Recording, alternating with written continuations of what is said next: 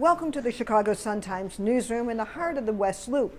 We're here for an Election Day post-mortem. And joining me now is Sun-Times political writer Tina Svandelis. Tina, let's talk about the governor's race specifically because it is just a big battle of the billionaires between J.B. Pritzker and Governor Bruce Rauner. I know you've done a lot of reporting on it, and you talked to Pritzker himself, the winner. So tell us what J.B. told you and what his next move is going to be. Well, since there's been such an emphasis on the money in this race, because it's a historic race, the most ever spent in the gubernatorial. Right. He spent $69.5 million of his own money. Right. So we do have very rich, wealthy people battling it out. So I did ask him if he would have a spending cap, which a lot of people have been asking him. He did say that he's not willing to say that he will go to a cap because citing all the reasons of why people are able to give the money they can give now. And he said he's unwilling to change at this point, but that because he needs to defeat Bruce Rauner and that he would consider campaign finance reform. That's what they all say. We can't disarm unless the other one disarms. Right. He quoted Senator Paul Simon in saying that. So he's definitely not giving up. We'll see how much money he actually puts in, but you're right, he put in $69.5 million. So within hours of Rauner and Pritzker getting their nominations, and they each started or readied each other in video spots, right, and they weren't upbeat. What's the strategy here? We're not seeing like a happy-go-lucky beginning of the general election.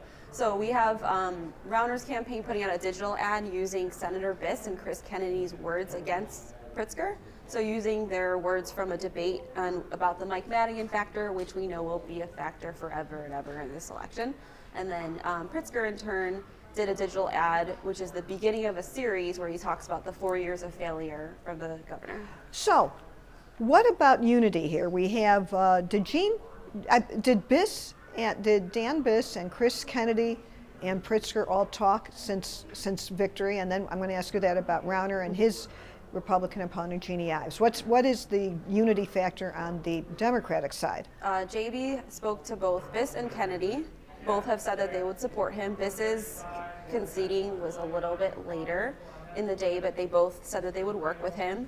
And also, Pritzker told me that he's going to reach out to Alderman Pawar, which he was running for governor last year. He's got a good progressive voice. People like him. And so he said that he planned to speak with him and meet with him to try to get some more unity with the progressive voters. So does it look to you like the Democrats can patch up their differences and go forward? I think it's possible, like as we saw yesterday, there is a movement away from the traditional Democrats. Like not all the traditional Democrats won. We have Alderman Silverstein out. We have Joe Barrios out. So he has to try to to connect that gap between the old world and the new world, where there is a lot of progressive. Right, and what you know from the vote totals of the Democratic primary side, they doubled. So that means that there may be more available Democrats this November than new Republicans. Right. So just growing the base, whether it's progressive or more establishment, whether it's people, we talked a little bit about the fight for the soul of the party, right, the Democratic Party, but you're saying they could come together. So have Rauner, the governor who won, and his opponent, Jeannie Ives, have they talked to each other, and what's the unity prognosis there? That has been a way trickier situation. So Jeannie Ives did not call the governor to concede and was on the radio this morning. Dan Proft was one of her campaign consultants, so she was on his show this morning, where she said she did not want to speak with him in not the nicest words. Wait, so she doesn't want to talk to Governor Rauner? She said that she has nothing to say to the governor, and she told him that he should look into the mirror and all sorts of things. So the Rauner campaign in turn has said that they will reach out to her to try to come up with a meeting.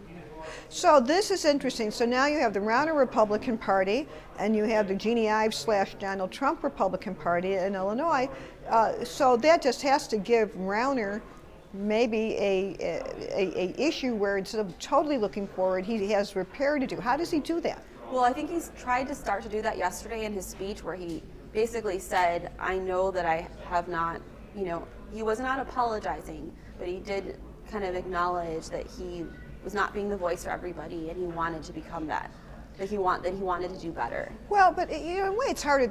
All the Democrats were running to the left, and I thought you could put an envelope between some of their positions, and real you know, if it really came down to legislative proposals, there were significant differences between Governor Rauner and Jeannie Ives, you know, either hot button social issues or just some issues about how the state goes.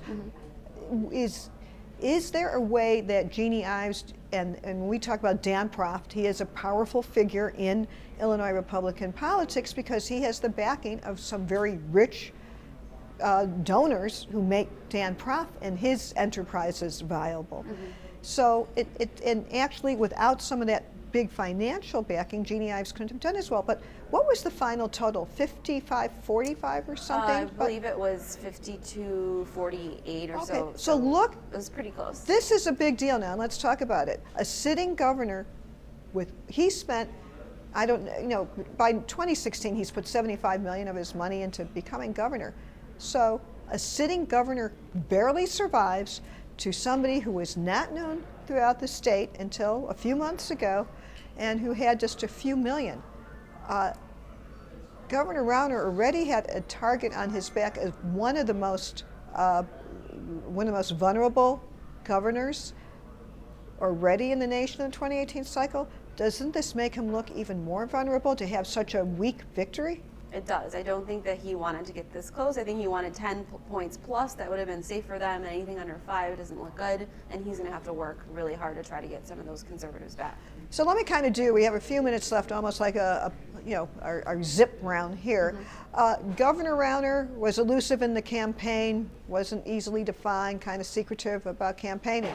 In the general, will we see, do you think, more of Bruce Rauner? Will we see more of him?